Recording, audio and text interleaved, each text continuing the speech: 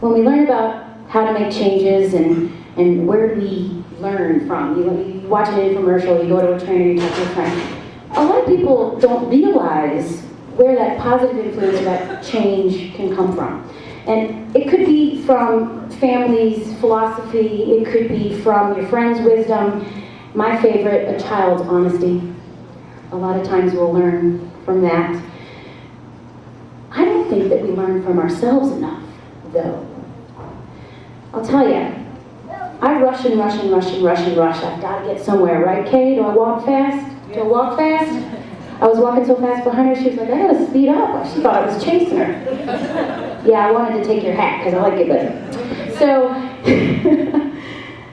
So stop a minute and kind of check out the things that you do in your life. I was down in the city, and I do this often. I run out of gas because I'm too busy to stop, and I always think I'm going to get there. So I ran out of gas, and I was on that lower whacker. And I sat there and I was like, okay, this could go one or two ways. And I was pretty upset, and I actually called my husband, and he was like, you know, are you serious? You did this again. And I sat there for a minute, and I go, I'm going to take a deep breath. I'm not going to cry, I'm not going to freak out, I'm not going to blame somebody else, because this one was clearly my fault, right?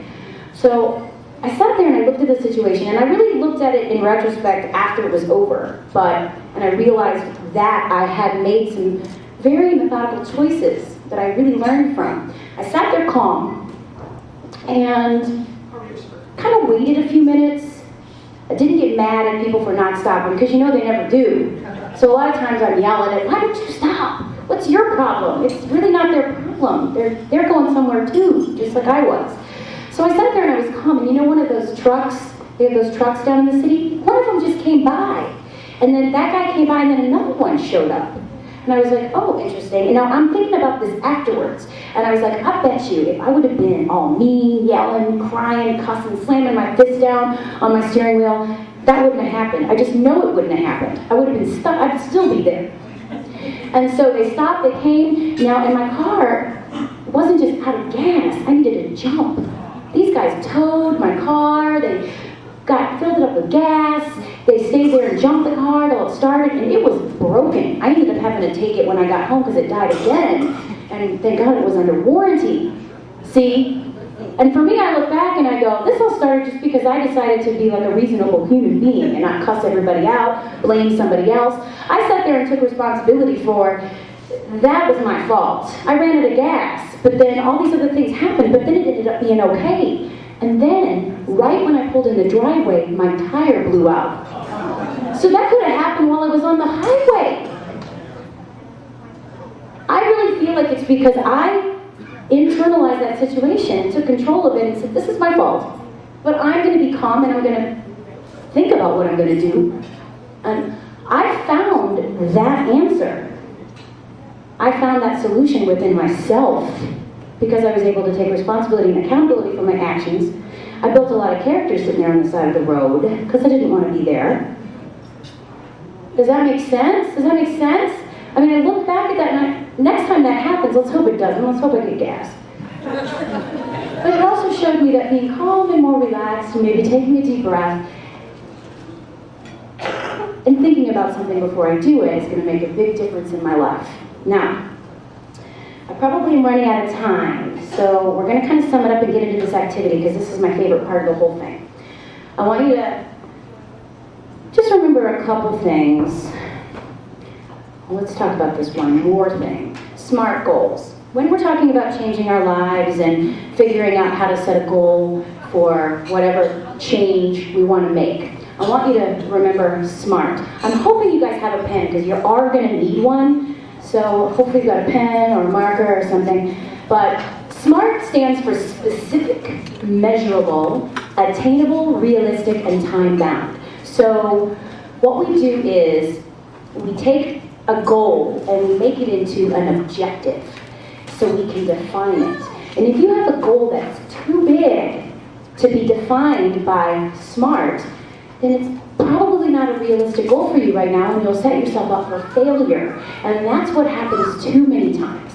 We set our goal too lofty, too high, not smart. We fail, and then we get down on ourselves, and then we don't blame ourselves, though. We don't take responsibility for anything. We blame everybody else around us, and then we never find the answers, we never sort it out, and we never really achieve anything. Specific. So let's say we have a goal. I'm going to give you a quick and easy one. You want to be able to do 10 real push-ups, okay? That's very specific, correct? Yes, okay? So it's measurable because right now, how many can you do? Let's say none. So you put, I can do none, and I want to be able to do 10, okay?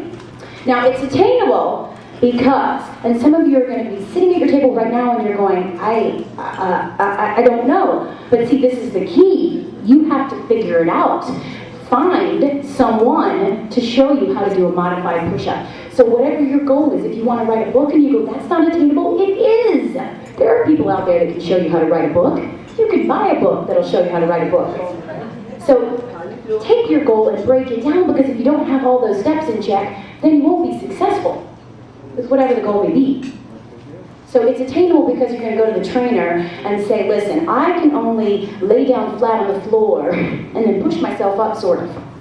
And so then the trainer teaches you how to do a modified push-up, and then you're able to get out of bed every morning and do like 1, and then 5, and then 10 of those. And then you can do 1 real one, and the next thing you know, you're able to do 10 real push-ups. You get up out of bed every morning and you're doing 10 real push-ups. Learning how to do whatever it is you want to do makes it attainable. The realistic part is if you've got the SMA. It's smart, it's specific, it's measurable and attainable. That makes it realistic. The time-bound part, you have to have progress checks and you have to have an end date. You have to have a light at the end of the tunnel for whatever it is that you want to do. So, 2 months, 3 months, and do progress checks. If it's a month, do progress checks each week, do progress checks every 2 weeks, but let yourself reward yourself for the changes and the progress you make. Smart goals, okay? All right, now, almost done. One of the things about motivation and figuring out what it is that motivates us to be motivated, and we walk around every day and we try to figure out what we want and what we don't want. What we do, some of you may have heard this before, I think a lot of people, and myself included, we tend to think about the things that we don't want more than the things that we do want. You may have heard that before. So in the little box that you have in front of you, I want you to take out, there's a little bag in there, okay? So, and there's also paper. And there's 4 pieces of paper. And so what I want you to do is take out the 4 little slips of paper. And you don't need to share this with anybody, so be honest for yourself. Write down, and David, you have to do this too. And then Donna can read it later. Write down 2 things that you think about a lot that are negative. Say, I don't like being overweight. I don't like this man I'm married to. I don't like this man that I work for. You see what I'm saying? You're saying these things over and over again that you don't want. Things that you don't need. Things that you don't like. Write down 2 things that you don't want. 2 things that you don't like. 2 things that you don't need. Write those down.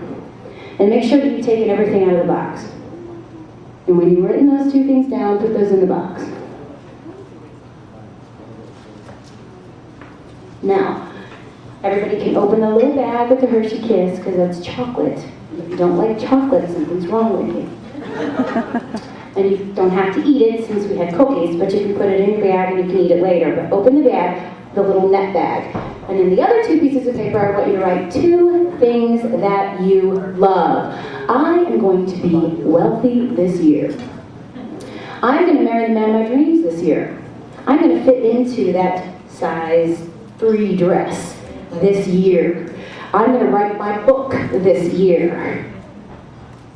I'm going to graduate from college this year. I'm going to get my doctorate this year. I am going to be successful this year. I want you to write down 2 things that you are going to start thinking about all the time, every day.